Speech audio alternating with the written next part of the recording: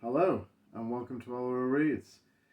For today's episode, we are going back in time and back to paradise with From Here to Eternity, James Jones's classic, epic war novel, or rather, army novel set in peacetime, which climaxes with war. It's one of the great 20th century novels, it's one of the all time great American novels, and it's a personal favourite of James Ellroy. So let me tell you a little bit about Ellroy's love for From Here to Eternity. Ellroy, as you know, has many influences in hard-boiled novels, from early influences like Raymond Chandler, which is kind of disowned, to ones that are still important to him, like Dashiell Hammett, Joseph Wambaugh. He's very fond of Ed McBain, and then somewhat random novels like Compulsion by May 11, non-fiction books such as we've covered such as Mrs. Payne's Garage by Thomas Malone, who's also a friend of Ellroy's. But From Here to Eternity is a little bit different from Ellroy's other influences in that it's literary fiction for a start, and some of its influences on Ellroy may actually surprise you. Ellroy read this when he was very young. He learned to read at a very young age, and like many writers, he turned to reading and writing because he was absolutely lousy at everything else. He's been very candid about this in interviews that I've conducted with him personally as his biographer, but also in interviews with film and TV, magazines, newspapers. He said he struggled to learn how to tell the time, how to do his times tables, how to tie his shoelaces. He felt like he wasn't a precocious child in any sense of the word other than intellectually. And From Here to Eternity was a publishing sensation in 1951. It was published by Scribner's. James Jones had served in the United States Army. He'd served in the Pacific. He was wounded in the Pacific campaign at Guadalcanal. Um, and he had a lot of experience of being a soldier. And after the war, he was living a somewhat nomadic lifestyle throughout the United States, and he suddenly had this epiphany that he was going to be a writer, and that it was almost, divine providence. He felt like it was his destiny to be a writer. And he hit upon the idea, I think he abandoned his first novel, but he hit upon the idea of writing a great novel about the army set during peacetime. Although, it's strictly speaking, it's not peacetime, especially for a Brit or for a Chinese person or for anyone European, because the war had started, World War II had started, it was raging through Europe. There's references to the absolute slaughter that's going on in Russia. But the United States is still officially at peace, and the action is set in the Schofield Barracks on Hawaii, an absolutely beautiful, the territory of Hawaii, just before statehood, a beautiful, beautiful island, a beautiful setting, but also, quite a sleazy, sordid location. It's an infantry regiment. These are mostly hot-blooded male characters. There's very candid portrayals of sexuality, both heterosexuality, homosexuality, bisexuality. There's sex workers. It's a very graphic novel for its time, surprisingly so. So it's the war is happening. People are in very little doubt that America will end up dragged into the Second World War one way or another, and it's set just a few months before the Pearl Harbor attacks. And in fact, the novel climaxes with the Pearl Harbor attacks in the same way that what some of the great novels, Vanity Fair is set around Waterloo, or War and Peace is set around Borodino and Napoleon's retreat from Moscow. So it's a great sprawling melodrama. The basic plot is we follow a number of soldiers. The main one is Robert Lee Prue, who's a dog soldier, you might say, and he's actually a gifted bugler, and also quite a gifted boxer. And this would come in handy because the infantry regiment is known as the boxing company because it's won prizes in the army competitions for boxing. In fact, the company commander, Dana Dynamite Holmes, seems to be good at nothing but boxing and training boxers and winning this competition. And Dana Holmes is this louche uh, um, womanizer, but one that seems totally devoid of charm. He is, he's drinking every day in the officer's mess. He's more concerned about just having a good time, enjoying the spoils of being an officer. And he's a very dislikable character. And he is married to Karen Holmes. I think it's Karen. Yeah, sorry, my memory's starting to fail me. Yeah, Karen Holmes, and she. This is what brings in the other main character. His second in command is a Sergeant Milton Warden, and this guy is basically running the company because he is a skilled administrator, and because Dana Holmes is always away getting drunk and just making an ass of himself. Dana Holmes is a gifted soldier. He would make a fine officer, but he's rather torn about that because he actually hates officers. He hates Dana Holmes, although he feigns a friendship with him. And he decides to be selfish, Milt Warden. He decides that he's going to have an affair. He's never really had much experience with women. He's one of these married to the army type guys. So he goes to Dana Holmes's house where he finds Holmes's wife and he seduces her. Mostly because he can. He knows he can do it. He knows that she's had affairs. He knows that Dana Holmes has had affairs. He doesn't start with any feelings towards her, but gradually he falls in love with her. Now, when James Jones was writing From Here to Eternity, he had a very good editor who was a Navy man, so he understood a lot of the issues at stake. And he was extremely confident, like I said, he thought it was his destiny to be a writer. And he was making comments in this correspondence with his editor that people are going to be reading this novel hundreds of years from now, which might sound very highfalutin. But in a sense, he wasn't wrong. The impact of From Here to Eternity has been huge. It was selling well, it was a bestseller, but then, of course, within a year, a film had been made, directed by Fred Zinnemann, and having an all-star cast: Burt Lancaster, Frank Sinatra, Deborah Carr, many a great supporting cast. And that film wins Best Picture. And it broke boundaries at the time. It reinvigorated Frank Sinatra's career. That's what it was famous for.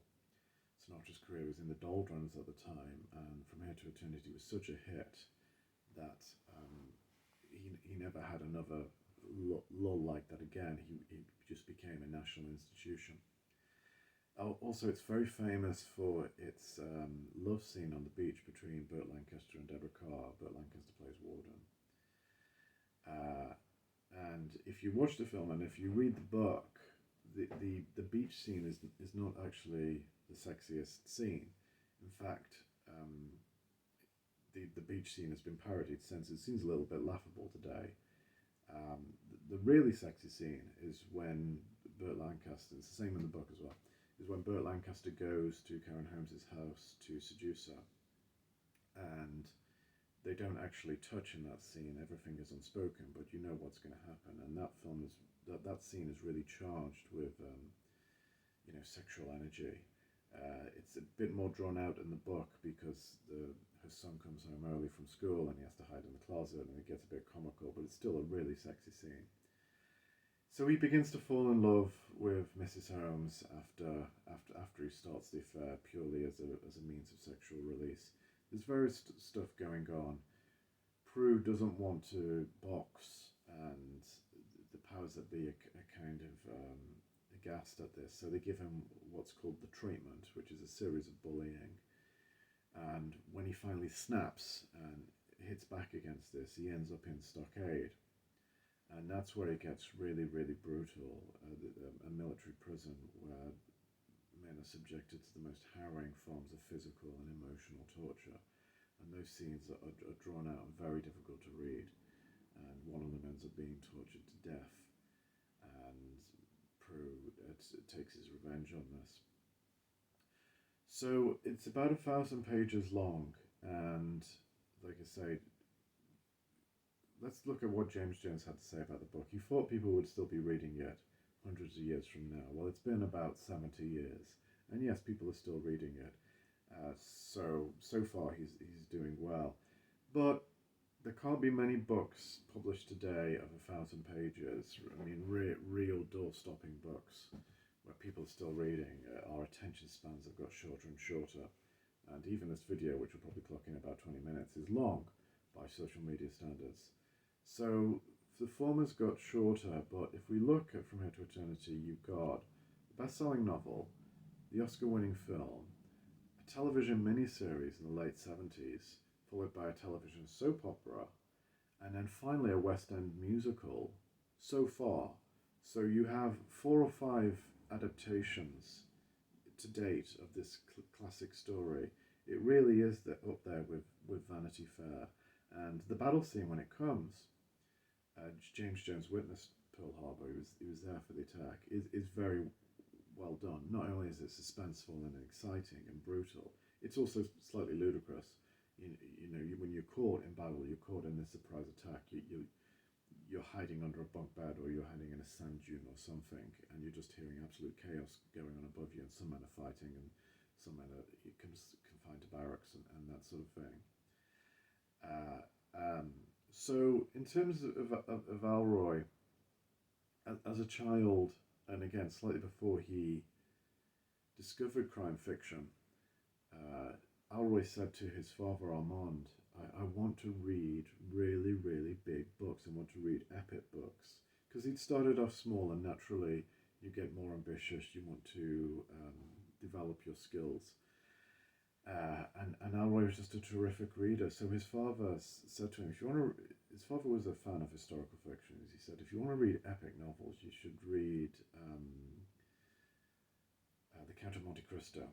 That was his father's favourite novel. Well, Ellroy read it, and he thought it was heavy going. But then at some point he discovered From Here to Eternity, and he absolutely loved it. He devoured it at school. I think it was a reading project.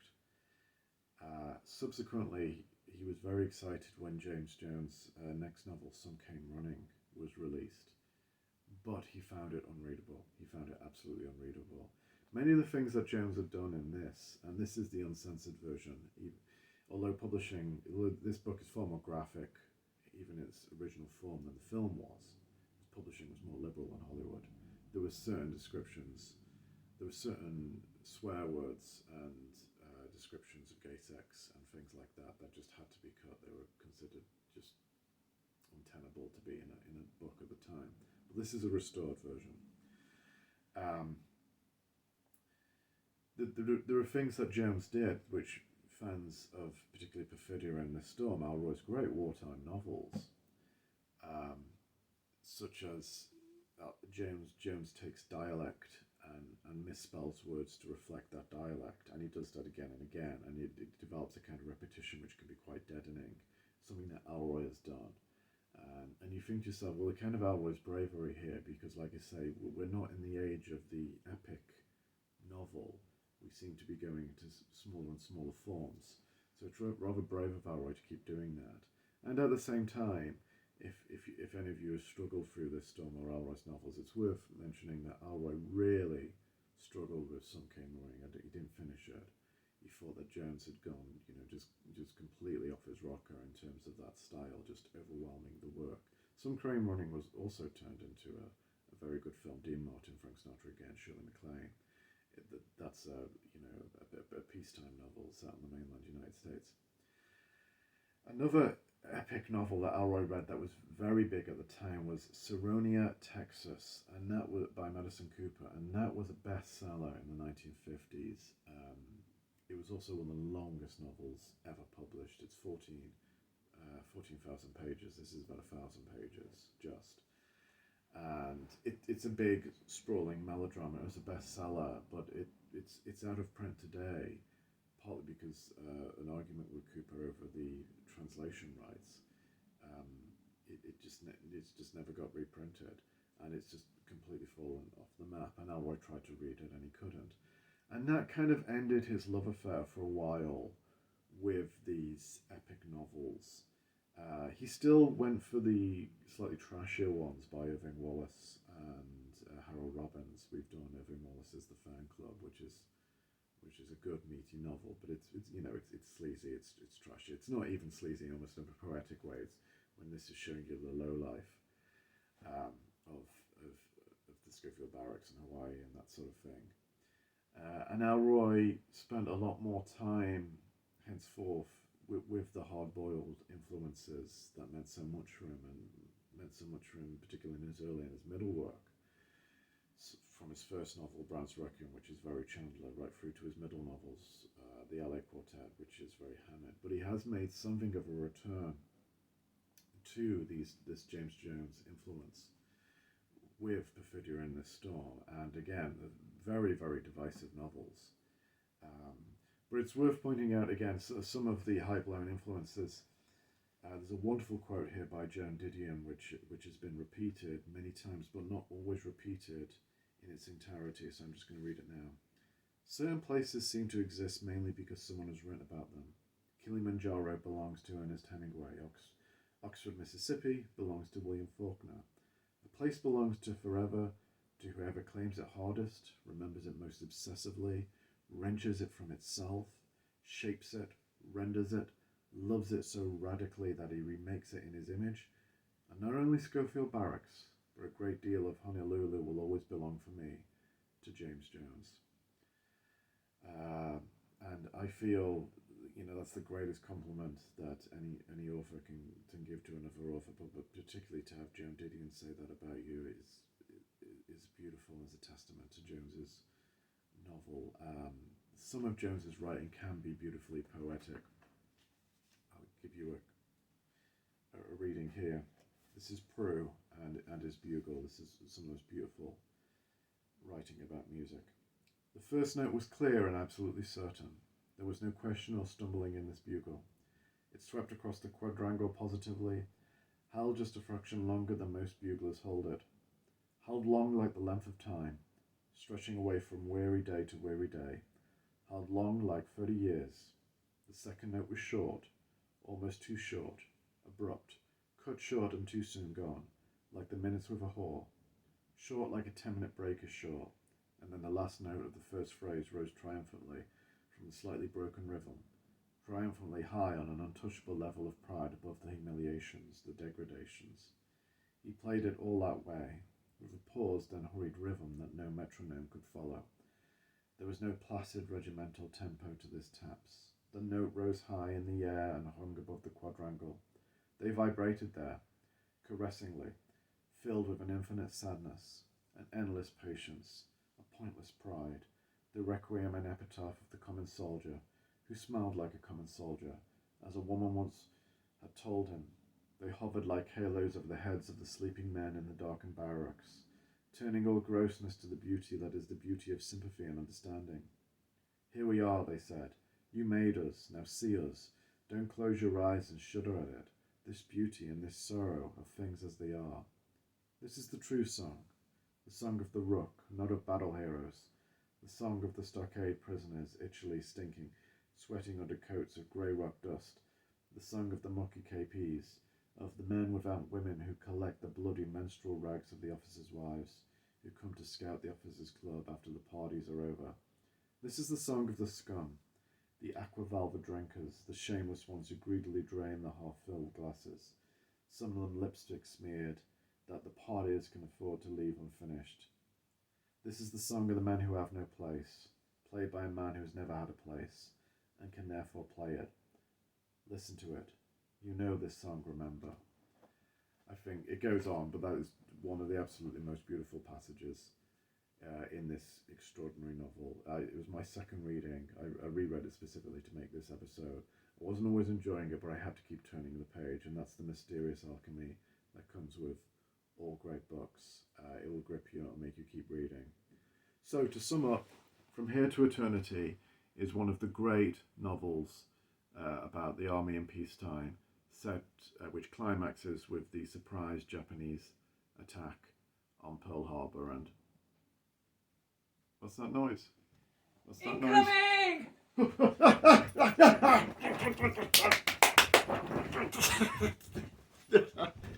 Okay, thank you. See you next time. Bye bye.